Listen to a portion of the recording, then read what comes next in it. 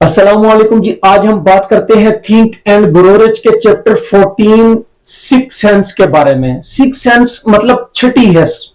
ये तो हवा से खमसा जो हमारे कान, नाक, आंख, हाथ, ये जो चीजें हैं ये पांच हिस्से हैं। इससे इससे कोई भी चीज आपको मालूम करनी है, इन पांच हवा से आप मालूम करते हैं। हमारा दिमाग फैसला करता है कि ये क्या चीज है। छूने से पता चलता है, देखने से, सूंघने से, सुनने से, चखने से पता चल जाता है।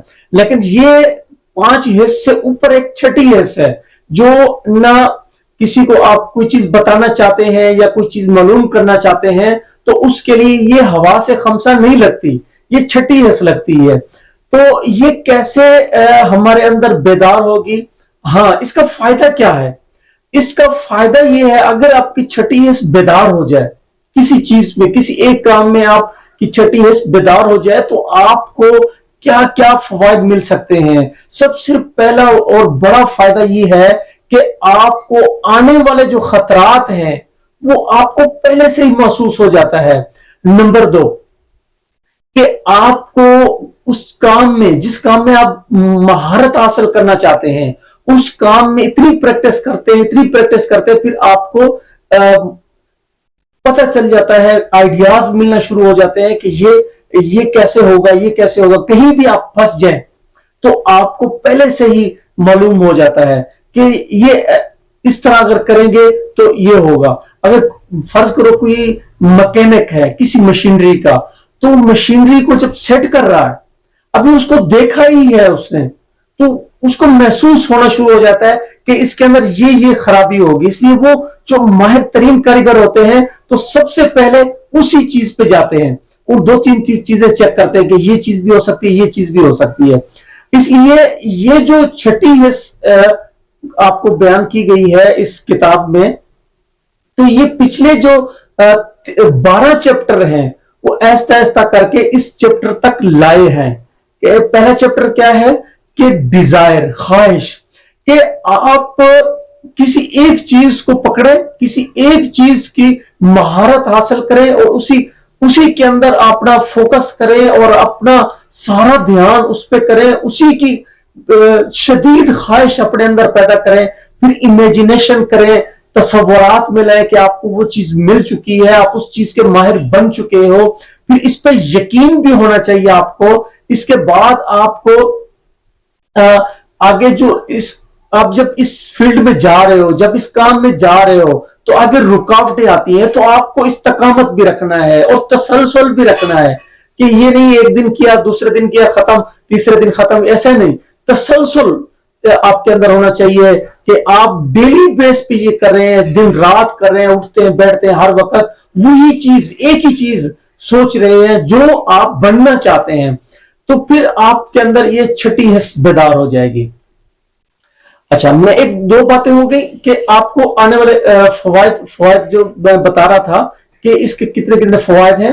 अब इसका होगा कैसे कि आपके अंदर छठी हिस्स बेदार हो जाए? तो उसका इस तरह होगा कि हमारी जो रूहें हैं, हमारे जिस्म तो अलग अलग हैं, पूरी दुनिया के जो लोगों के जिस्म है वो अलग अलग है, लेकिन रूहें तो एक ही है ना, एक ही जगह से आती हैं। हमारा अच्छा रूहानी जो ताल्लुकात होते हैं, जैसे कोई मजहबी शख्स है तो उसका ताल्लुक उन मजहबी लोगों से होगा। मुसलमान है तो उसी के उन्हीं जो इस्लामिक हैं लोग हैं, जो उलमाए कराम है, उन्हीं के साथ होगा। जिस तरह हिंदू है, कोई और मजहब में है तो उनके अपने अपने मजाहिब में होगा। फिर ये तो हो गया ना मजहबी लेवल पे रूहानी ताल्लुक।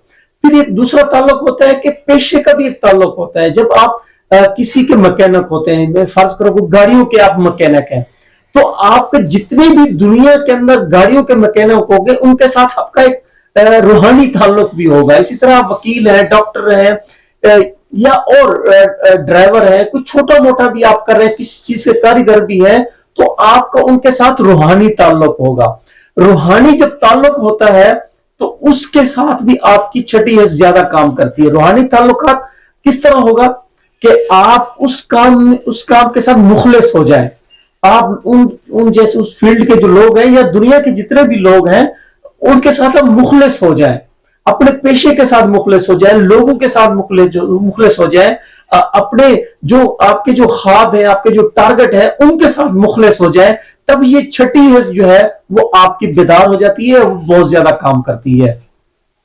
इसके लिए और तीसरा ये है कि उस फील्ड के जो आप बनना चाहते हैं, जो आप करना चाहते हैं, जिस लेवल तक पहुंचना चाहते हैं, उसमें आप में 5 बंदों को सिलेक्ट करें जिनकी तरह आप बनना चाहते हैं, कि उनके साथ आप रूहानी ताल्लुकात कायम करें। किस तरह होगा कि उनकी जो सिफात हैं, उनके जो कारनामे हैं वो अपने ज़हन में रखें।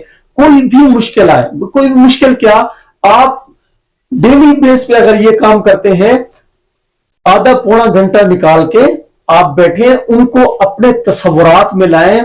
कोई भी मुश्किल आती है या कोई भी आप नया कदम उठाना चाहते हैं तो उसमें आप उनको अपनी महफिल में हाजिर करें और उनको इस तरह तस्वुराती दुनिया में उनको अपनी महफिल में हाजिर करें।